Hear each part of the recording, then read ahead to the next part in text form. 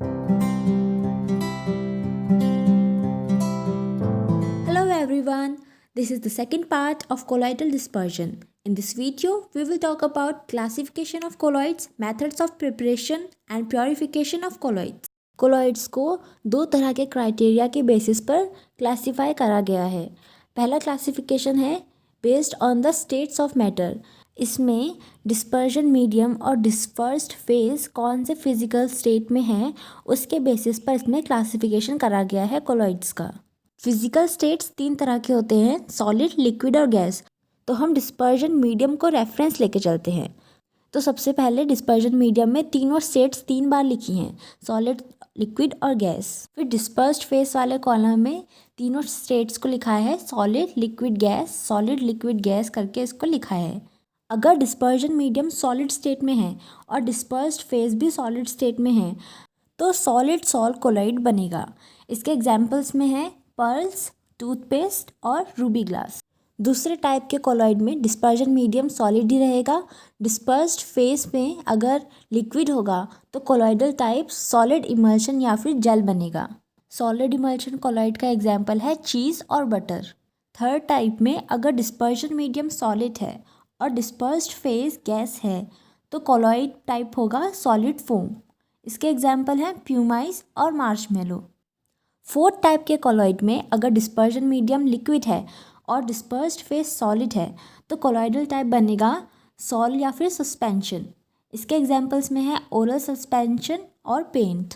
Fifth type के colloid में अगर डिस्पर्जन मीडियम लिक्विड है और डिस्पर्स्ड फेस भी लिक्विड है तो कोलॉइड टाइप बनेगा इमल्शन। इसका एग्जाम्पल्स हैं मिल्क और मेयोनीज। सिक्स्थ टाइप के कोलॉइड में अगर डिस्पर्जन मीडियम लिक्विड है और डिस्पर्स्ड फेस गैस है तो कोलॉइड टाइप बनेगा फोम।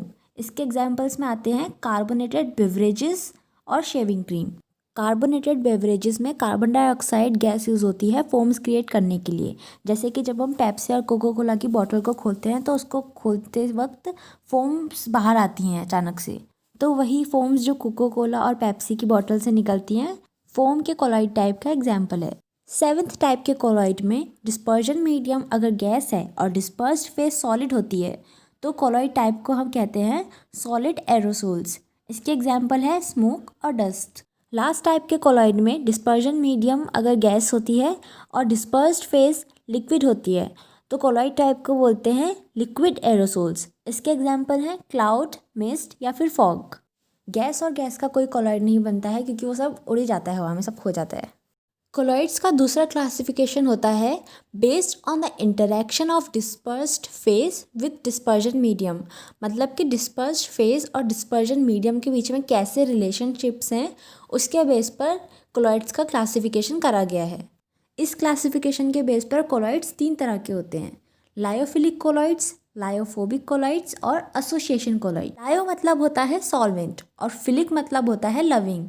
तो लायोफिलिक कोलॉइड्स ऐसे कोलॉइड्स हैं जिन्हें अपने सॉल्वेंट से प्यार है। मतलब कि लायोफिलिक कोलॉइड्स में डिस्पर्स्ड फेस और डिस्पर्जन मीडियम के इंटरेक्शंस बहुत अच्छे होते हैं। और लायोफोबिक कोलॉइड्स होते हैं सॉल्वेंट हेटिंग, जिन्हें अपने सॉल्वेंट्स पसंद नहीं हैं।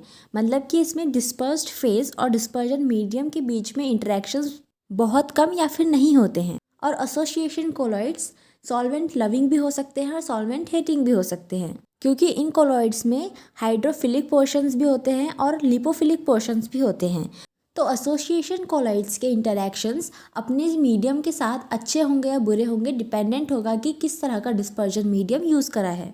लायोफिलिक कोलॉइड्स में डिस्पर्स्ड फेस के जो मॉलिक्यूल्स होते हैं वो सॉल्वेटेड होते हैं। सॉल्वेटेड मतलब कि डिस्पर्जन मीडियम के मॉलिक्यूल्स डिस्पर्स्ड फेस के मॉलिक्यूल्स के अराउंड प्रोटेक्टिव कवरिंग बना लेते हैं। क्योंकि लायोफिलिक कोलॉइड्स सॉल्वेंट लविंग होते हैं इसीलिए इजीली सॉल्वेटेड हो जाते हैं। सॉल्वेटेड होने की वजह से कोलॉइड्स की सरफेस फ्री एनर्जी कम हो जाती है और वो थर्मोडायनेमिकली स्टेबल हो जाते हैं। लायोफिलिक कोलॉइड्स हाइड्रोफोबिक भी हो सकते हैं और लिपोफिलिक भी हो सकते हैं। डिपेंडेंट होगा डिस्पर्जन मीडियम के टाइप पर कि वो वाटर है या फिर ऑयल है। अगर डिस्पर्जन मीडियम वाटर है तो फिर हाइड्रोफिलिक कोलॉइड्स बनेंगे, जिसका एग्जाम्पल है अकेशिया, जेलेटिन, स्टार्च और इंसुलिन। और अगर डिस्पर्जन मीडियम ऑयल है तो वो लिपोफिलिक कोलॉइड बनेगा, जिसका एग्जाम्पल है रबर और पॉलीस्टायरीन।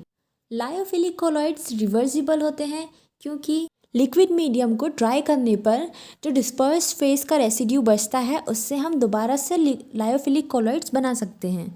लायोफोबिक कोलॉइड्स क्योंकि सॉल्वेंट हीटिंग होते हैं इसलिए उनमें सॉल्वेशन भी नहीं होता है और सॉल्वेशन ना होने की वजह से इनकी सरफेस फ्री एनर्जी ज़्यादा होती है जिसकी वजह से ये थर्मोडायनेमिकली अनस्टेबल होते हैं। लेकिन लायोफोबिक कोलॉइड्स स्टेबल होते हैं और इसका रीज़न हमने पिछली वीडियो में देखा था, क्योंकि लायोफोबिक कोलॉइड्स लाइकली चार्ज होते हैं और एक जैसे चार्ज होने की वजह से कोलॉइड पार्टिकल्स रिपल्शन करते हैं और कोलाइड होते हैं जिसकी वजह से ये स्कैटर हो जाते हैं पूरे मीडियम में यूनिफॉर्मली और स्टेबल रहते हैं।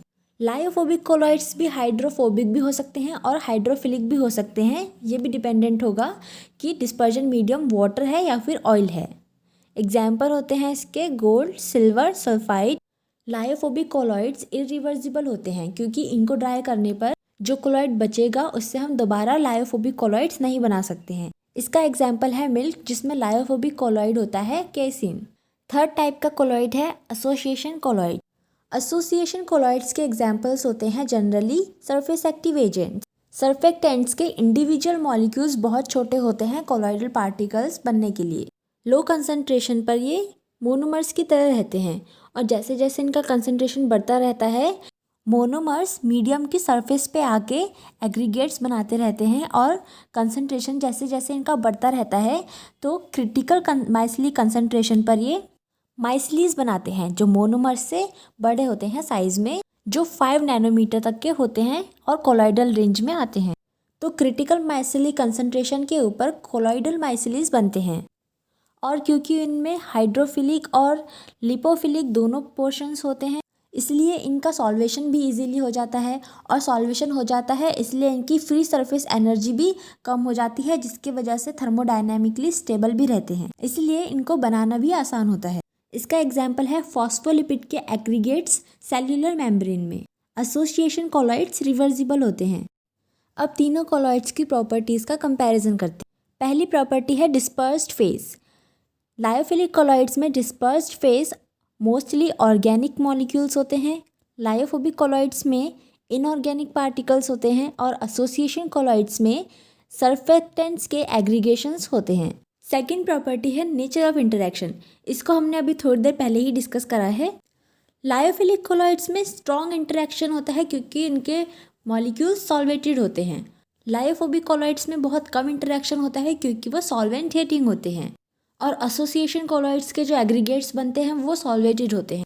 नेक्स्ट प्रॉपर्टी है presence of charge. Lyophilic colloids less charge होते हैं, लायोफोबिक कोलॉइड्स हाईली चार्ज होते हैं जिसकी वजह से स्टेबल रहते हैं और एसोसिएशन कोलॉइड्स के माइसलीज चार्ज होते हैं और सॉल्वेटेड भी होते हैं। नेक्स्ट प्रॉपर्टी है method of preparation. Lyophilic colloids easily बन जाते हैं सॉल्ट से और लायोफोबिक कोलॉइड्स को बनाने के लिए स्पेशल मेथड्स की ज़रूरत होती है जो हम आगे पढ़ेंगे। एसोसिएशन कोलॉइड्स भी ऑलरेडी बन जाते हैं क्रिटिकल माइसली कंसंट्रेशन पर। नेक्स्ट प्रॉपर्टी है विस्कोसिटी। लायोफिलिक कोलॉइड्स की विस्कोसिटी मीडियम की विस्कोसिटी से ज़्यादा होती है और लायोफोबिक कोलॉइड्स में लायोफिलिक कोलॉइड्स की विस्कोसिटी डिस्पर्जन मीडियम के नियरली सेम होती है और एसोसिएशन कोलॉइड्स के पार्टिकल्स की विस्कोसिटी बढ़ती रहती है। लास्ट प्रॉपर्टी है presence of electrolytes in the colloidal solutions.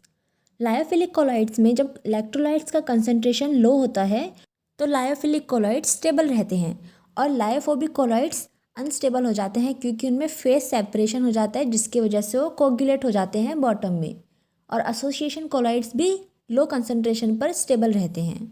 और जब कोलॉइड्स का कंसंट्रेशन हाई होता है तो लायोफिलिक कोलॉइड्स प्रेसिपिटेट हो जाते हैं और लायोफोबिक कोलॉइड्स स्टेबल रहते हैं। एसोसिएशन कोलॉइड्स भी प्रेसिपिटेट हो जाते हैं लायोफिलिक कोलॉइड्स की तरह। नेक्स्ट टॉपिक है methods of preparation of colloid. Lyophobic colloids को प्रिपेयर करना डिफ़िकल्ट होता है इसीलिए इन्हें कुछ स्पेशल मेथड से बनाया जाता है। कोलॉइड्स प्रिपेयर करने के 2 मेथड्स हैं, डिस्पर्जन मेथड और कंडेंसेशन मेथड। डिस्पर्जन मेथड में बड़े पार्टिकल्स को ब्रेक करके उन्हें कोलॉइडल साइज़ की रेंज में प्रिपेयर करा जाता है। कंडेंसेशन मेथड में सब कोलॉइडल रेंज के पार्टिकल्स को एग्रीगेट करके या फिर कंडेंस करके उनका साइज़ बढ़ाया जाता है कोलॉइडल रेंज तक। डिस्पर्जन मेथड में 4 तरह के मेथड्स हैं, mechanical dispersion, electric arc method, peptization और अल्ट्रासोनिक ट्रीटमेंट। और कंडेंसेशन में सॉल्वेंट एक्सचेंज, केमिकल मेथड्स जिसमें है ऑक्सीडेशन, रिडक्शन, हाइड्रोलिसिस और डबल डिकम्पोजिशन की प्रोसेस से लायोफोबिक कोलॉइड्स बनाए जाते हैं। डिस्पर्जन मेथड्स में पहला मेथड है मैकेनिकल डिस्पर्जन, जिसमें कोलॉइडल मिल का यूज़ करा जाता है। कोर्स पार्टिकल के सस्पेंशन को दो सर्कुलर डिस्क के बीच में डाला जाता है जो अपोजिट डायरेक्शन में बहुत हाई स्पीड से घूम रही होती हैं। जैसे गेहूं पीसने वाली चक्की घूम के गेहूं का आटा बना देती है, थोड़ा उस तरीके से ही कोर्स पार्टिकल के सस्पेंशन को दो अपोजिट डायरेक्शन में घूमने वाली डिस्क के बीच में डाल दिया जाता है और उनसे कोलाइडल साइज के पार्टिकल्स का सस्पेंशन हमें मिलता है। इसी प्रोसेस से इंडियन इंक भी बनाई जाती है, जिसमें लैंप ब्लैंक के कोर्स पार्टिकल्स को ग्राइंड करके उनके कोलॉइडल साइज के पार्टिकल्स को तैयार करा जाता है इंक बनाने के लिए। सेकंड मेथड है इलेक्ट्रिक आर्क मेथड या फिर ब्रेडिक्स आर्क मेथड। इस मेथड से मेटल्स के हाइड्रोसोल्स बनाए जाते हैं, जैसे कि गोल्ड, प्लैटिनम और सिल्वर। इस मेथड में एक आइस बाथ लिया जाता है जिसमें डी आयनाइज्ड वाटर होता है और कुछ एल्कली के ट्रेसेस होते हैं। इस कोल्ड सोल्यूशन के अंदर दो मेटल इलेक्ट्रोड्स को डिप करा जाता है जो इलेक्ट्रिक सप्लाई से कनेक्टेड होते हैं। इन इलेक्ट्रोड्स को ऐसे अरेंज करा जाता है जिससे कि इलेक्ट्रिक आर्क बनती है और इसमें इलेक्ट्रिसिटी का सप्लाई होता है, जिसकी वजह से इस आर्क के बीच में इंटेंस हीट जनरेट होती है। इलेक्ट्रिक आर्क की वजह से जो हीट जनरेट होती है उसकी वजह से मेटल इलेक्ट्रोड्स का कुछ पार्ट वेपर फॉर्म में कन्वर्ट होता है और आइस कोल्ड वाटर सोल्यूशन की वजह से वेपर्स कोलाइडल पार्टिकल्स में कन्वर्ट हो जाती हैं। थर्ड प्रोसेस है पेप्टाइजेशन। इसमें कोगुलेशन का उल्टा होता है।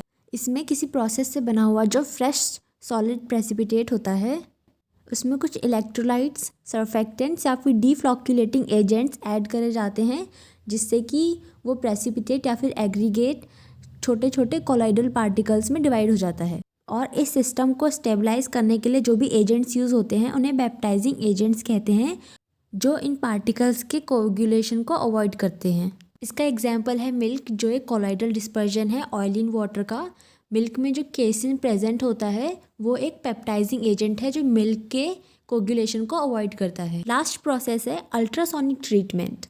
इस प्रोसेस में कोर्स पार्टिकल्स वाला डिस्पर्जन मीडियम लिया जाता है, जिससे बहुत ही हाई अल्ट्रासोनिक वेव्स पास कराई जाती हैं और इन वेव्स की वजह से कैविटेशन और कंप्रेशन के रीजन बनते हैं इसी मीडियम में, और ये कैविटीज़ कोलैप्स होती हैं बहुत ज़्यादा फोर्स के साथ, और इस फोर्स की वजह से कोर्स पार्टिकल्स जो सस्पेंशन के मीडियम में प्रेजेंट होते हैं वो ब्रेक हो जाते हैं और कोलाइडल पार्टिकल्स बन जाते हैं। कंडेंसेशन मेथड्स में पहला मेथड है सॉल्वेंट एक्सचेंज। इसको हम सल्फ़र के एग्जाम्पल से समझते हैं। सल्फ़र अल्कोहल में सॉल्युबल होता है, तो जब अल्कोहल और सल्फ़र का कंसनट्रेटेड सॉल्यूशन वाटर में ऐड करते हैं, अल्कोहल में सल्फ़र के पार्टिकल्स मॉलिक्यूलर स्टेट में होते हैं और वाटर में ऐड करते ही सल्फ़र के मॉलिक्यूल्स फाइन पार्टिकल्स में प्रेसिपिटेट होने लगते हैं। फिर ये फाइन पार्टिकल्स रैपिडली ग्रो होते हैं और कोलाइडल साइज़ के पार्टिकल्स बना लेते हैं। तो इस पूरी सॉल्वेंट एक्सचेंज की प्रोसेस में हमने सॉल्वेंट को एक्सचेंज करा और सॉल्वेंट को एक्सचेंज करने की वजह से सल्फ़र की सॉल्युबिलिटी कम हो गई और वो प्रेसिपिटेट हो गए और प्रेसिपिटेट होकर उन्होंने कोलाइडल पार्टिकल्स बना लिए। सेकंड है केमिकल मेथड। केमिकल मेथड्स में 4 मेथड्स हैं: डबल डिकम्पोजिशन, ऑक्सीडेशन, रिडक्शन और हाइड्रोलिसिस, जिससे मेनली लायोफोबिक सॉल्ट्स बनाए जाते हैं। पहला केमिकल मेथड है डबल डिकम्पोजिशन। इस मेथड में हाइड्रोजन सल्फाइड गैस की स्लो स्ट्रीम पास करी जाती है आर्सेनियस ऑक्साइड के डाइल्यूट सॉल्यूशन से, जिससे हमें मिलता है आर्सेनिक सल्फाइड का सॉल्ट, जो कि येलो कलर का होता है। और ये सॉल्ट बन जाने के बाद लास्ट में हाइड्रोजन सल्फाइड का जो एक्सेस अमाउंट में बचता है गैस, उसको रिमूव कर दिया जाता है सॉल्यूशन को बॉईल करके, क्योंकि अगर से रिमूव नहीं करा तो प्रेसिपिटेट भी हो सकता है। सेकंड केमिकल मेथड है ऑक्सीडेशन। ऑक्सीडेशन की प्रोसेस में हाइड्रोजन सल्फाइड गैस को पास करा जाता है सल्फ़र डाइऑक्साइड के सॉल्यूशन से, जिससे हमें सल्फ़र का सॉल्ट मिलता है। लास्ट प्रोसेस है रिडक्शन। रिडक्शन की प्रोसेस में मेटल्स के कोलॉइड्स बनाए जाते हैं, जैसे कि गोल्ड, सिल्वर, लेड और प्लेटिनम। इस प्रोसेस में मेटल के सॉल्ट्स को रिड्यूस करा जाता है टैनिक एसिड और फॉर्मल्डिहाइड जैसे रिड्यूसिंग एजेंट की हेल्प से, और इनको रिड्यूस करने के बाद हमको मेटल के सॉल्ट मिलते हैं। हाइड्रोलिसिस के प्रोसेस में एक मेटल के सॉल्ट को हाइड्रोलाइज करा जाता है, जिससे कि हमें उस मेटल के हाइड्रोक्साइड का सॉल्ट मिलता है। जैसे कि इस एग्जाम्पल में हमने फेरिक क्लोराइड के सॉल्ट को हाइड्रोलाइज कराया है बॉइलिंग वाटर में, जिससे हमें मिला फेरिक हाइड्रोक्साइड सॉल्ट। और इसके साथ हमें एक इम्प्योरिटी मिली है जैसे कि HCl, और इस इम्प्योरिटी को हम डायलिसिस की प्रोसेस से रिमूव कर सकते हैं। नेक्स्ट टॉपिक है प्योरीफिकेशन ऑफ कोलॉइड्स।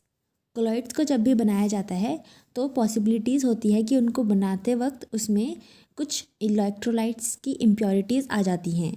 एक ऑप्टिमम अमाउंट तक कोलॉइडल सस्पेंशन में इलेक्ट्रोलाइट्स का होना ज़रूरी भी है कोलॉइडल डिस्पर्जन की स्टेबिलिटी को मेंटेन करने के लिए। लेकिन हाई अमाउंट ऑफ इलेक्ट्रोलाइट्स की वजह से इलेक्ट्रोलाइट्स में अनस्टेबिलिटी भी हो सकती है। तो इन इलेक्ट्रोलाइट्स की इम्प्योरिटीज़ को रिमूव करने के लिए कोलॉइड्स को प्योरीफाई करना भी ज़रूरी होता है। तो इन डिस्पर्जन को प्योरीफाई करने के 3 तरीके हैं: डायलिसिस, इलेक्ट्रोडायलिसिस और अल्ट्राफिल्ट्रेशन। डायलिसिस की प्रोसेस में एक सेमी परमिएबल मेम्ब्रेन ली जाती है, जिससे सिर्फ स्मॉल इलेक्ट्रोलाइट्स या फिर आयन्स ही पास हो सकते हैं, लेकिन कोलॉइडल पार्टिकल्स पास नहीं हो सकते। ये मेम्ब्रेन्स पार्चमेंट पेपर या फिर फिश ब्लैडर जैसी मेम्ब्रेन से बने होते हैं, जिनके पोर्स बहुत ही छोटे होते हैं, जिनसे सिर्फ आयन्स और इलेक्ट्रोलाइट्स ही पास हो सकते हैं, कोलॉइडल पार्टिकल्स पास नहीं होते हैं। तो डायलिसिस की प्रोसेस में एक सिस्टम लिया जाता है जिसमें मेम्ब्रेन की एक ट्यूब को फिक्स करा जाता है क्लैम्प्स की हेल्प से, और मेम्ब्रेन की ट्यूब में कोलॉइडल सस्पेंशन को डाला जाता है, जिसमें इम्प्योरिटीज़ होती हैं इलेक्ट्रोलाइट्स की और ऐसे ही स्मॉल आयन्स की। और उस सिस्टम में फ्रेश वाटर का कंटिन्यूस सप्लाई होता है। जो भी आयन्स मॉलिक्यूल्स की इम्प्योरिटीज़ होती है कोलॉइडल सस्पेंशन में, वो मेम्ब्रेन के पोर्स से पास होकर बाहर फ्रेश वाटर के एनवायरनमेंट में आ जाते हैं, और कोलॉइडल पार्टिकल्स मेम्ब्रेन में ही रहते हैं, और इस तरह से इनका प्योरीफिकेशन हो जाता है। सेकेंड मेथड है इलेक्ट्रोडायलिसिस। इलेक्ट्रोडायलिसिस का प्रिंसिपल भी डायलिसिस की तरह बिल्कुल सेम है, बस इलेक्ट्रोडायलिसिस में इलेक्ट्रिसिटी की हेल्प से पोटेंशियल डिफरेंस बढ़ा दिया जाता है। नॉर्मल डायलिसिस की प्रोसेस बहुत स्लो होती है, इसीलिए इलेक्ट्रोडायलिसिस में इलेक्ट्रिसिटी की हेल्प से सेमी परमिएबल मेम्ब्रेन के दोनों साइड पोटेंशियल डिफरेंस बढ़ा दिया जाता है, जिससे कि डायलिसिस की प्रोसेस फास्ट होती है। डायलिसिस को किडनी फेलियर के केस में ब्लड प्योरीफिकेशन में यूज़ करा जाता है। लास्ट टॉपिक है अल्ट्राफिल्ट्रेशन। अल्ट्राफिल्ट्रेशन में बहुत स्मॉल पोर्स वाले फिल्टर्स होते हैं, जिनमें कोलॉइडल पार्टिकल्स पास नहीं हो पाते हैं और स्मॉल मॉलिक्यूल्स और आयन्स पास हो जाते हैं। अल्ट्राफिल्ट्रेशन में बहुत हाई प्रेशर यूज़ करा जाता है कोलॉइड्स के फिल्ट्रेशन के लिए। We have reached the end of the video. Thank you for watching.